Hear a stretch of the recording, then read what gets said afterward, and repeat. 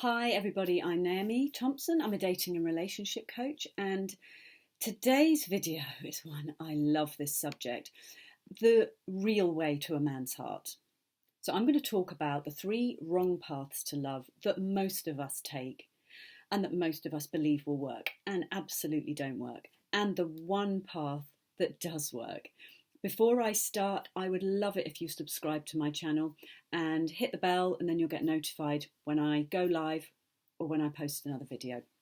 So, okay, let's just jump into this. The majority of women and the majority of all of us, if you're anything like me, this is what I believed and what I did. We try to get love through one of the three paths that don't work: through the mind, through the body, or through our spirit. So let's just talk through those. Through the mind. The mind is the logical path. This is our intellect. This is where we can have things in common with him. We talk about meaningful things. We have similar interests. We might talk politics, talk philosophy, environmental issues. Someone you can have really invigorating conversation with. This is a fantastic part of a relationship. And if this is a route to love that you're taking, at best you're going to have a good friend, a buddy, a business partner. The other way we take the mind route is by suggesting things for him, trying to work out his problems for him, giving him advice, being helpful. Micromanaging is really how that ends up being in a relationship. That is definitely not a route to love. That is an absolute dead end. The other route to love that we believe is going to work and does not work for love is through the body. Through the body, the physical path, sex. Maybe we do dance classes together, play sports together. At best, you're going to have a dance partner, a sports playing partner, or a friends with benefits. Now, great sex, great physical connection is a brilliant, beautiful part of a connected relationship. But on its own, as a route to love, it does not work. And the third is the spirit. Through the spiritual connection, where you share religious and spiritual beliefs. You might read the same books, you meditate together, you talk about your spiritual connection or what you've learned in a meditation, and he learns from you. Again, it's a wonderful connection to have with another human being, but it is not a route to love.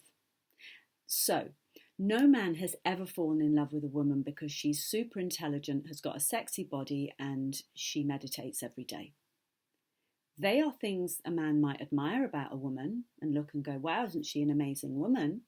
And isn't she hot and clever and, spiritually connected? But it is not going to ignite that drive to love and cherish you and commit to you forever. So if you are just looking at mind, body and spirit, you're going to feel like something is missing, like there's part of him you're not getting, like there's a part of a certain spark of romance that just isn't there. A relationship is about engaging a man's romantic emotions, full stop. So this takes us to the route to love that does work, the real way to a man's heart, and that is through an emotional connection. So the path to love is through the heart, a heart-to-heart emotional connection. And triggering and engaging a man's emotional self is the only way to his heart.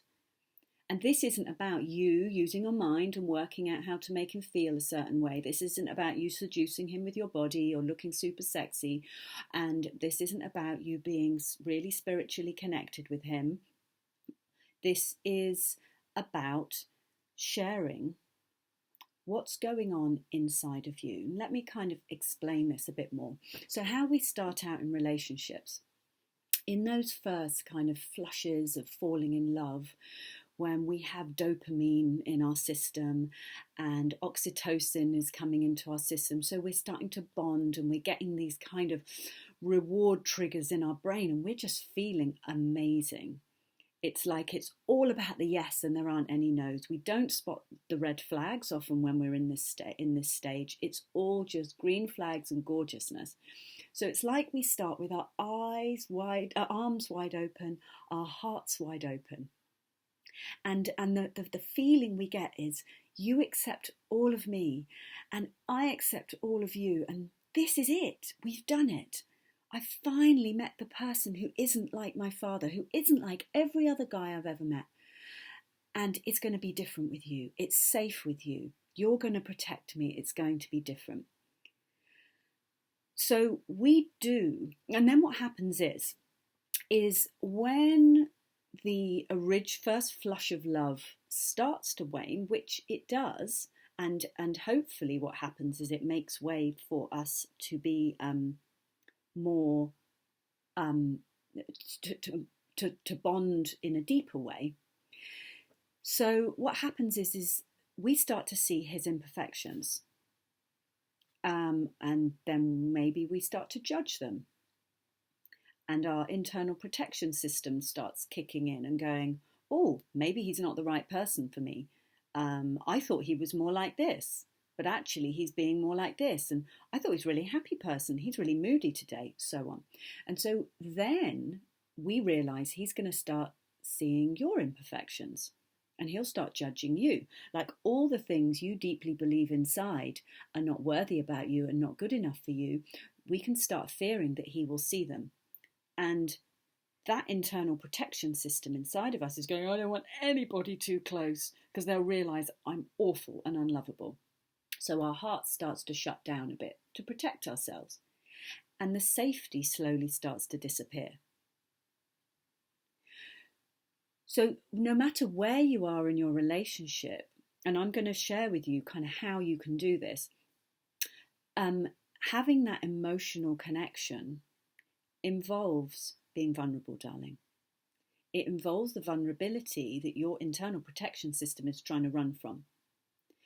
So we want to create this safety. We want to create the safety for him to be able to absolutely want to give up his single life, to commit to you, to cherish you, to want to kind of take care of you forever. And the way to this is learning how to become strong on the inside. Now, we have become fantastic. Modern women have become masterful at being strong on the outside to protect the vulnerability on the inside. We have these vulnerable feelings. We believe that we're not good enough. And so this strength on the outside is like a protection system for that feeling of weakness on the inside and fear. It's like an egg. A raw egg. This raw egg is insubstantial inside. It's not solid when it's not cooked. And the shell protects it. Without the shell, it's nothing. It can't hold together. And we feel like that sometimes. And the egg shell is very, very fragile. It can get broken very, very easily. So we have to work really hard to keep that protection system around us because we know that it could break at any time. Whereas when we're strong on the inside, when we learn how to become strong on the inside, we're more like a peach. So a peach holds its strength on the inside, so it doesn't have to be strong on the outside. It has its strength, but internally, with its seed. So on the outside, it's soft, it's sweet. People just want to be close to peaches. If there's peaches in our fruit bowl, they're gone in seconds. You just want to be close to it. It's magnetic. You can see its qualities on the outside. So we want you to be more like a peach and to be able to express that realness. And with a peach, it is vulnerable. It wears its softness on the outside, but that doesn't make it weak. So your ability to be strong on the inside allows you to be soft and inviting on the outside, and it's this inner strength that your outer magnetism comes from. And when you know you're safe with that inner strength and you know you're safe with your boundaries, it will make him feel safe too. So how that can look is like if a guy says to you, oh, what have you been doing today? You could give him a list of what you've been doing. I walked the dog, dropped off a parcel, and went present shopping for my sister, her birthday. So you've given him a list of the day. So you've got just like a mind connection there. It is a head-to-head connection. If you were to share with him how it felt walking the dog, how you felt about the gift that you bought your sister. Suddenly something changes. You're sharing a window to your soul. So you could share, I walked the dog today and I just felt so peaceful, like my whole head cleared. And I just felt this wave of serenity and peace over me as I looked over the autumn landscape. Something different happens. You've allowed him a window to your soul. This is also the same for sharing difficult feelings.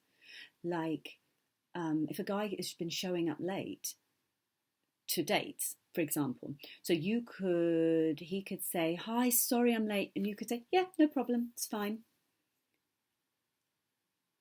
But you know it's not fine, and it is a bit of a problem inside of you, but you don't want to rock the boat. You don't want him to think that you're kind of difficult, so you don't say anything.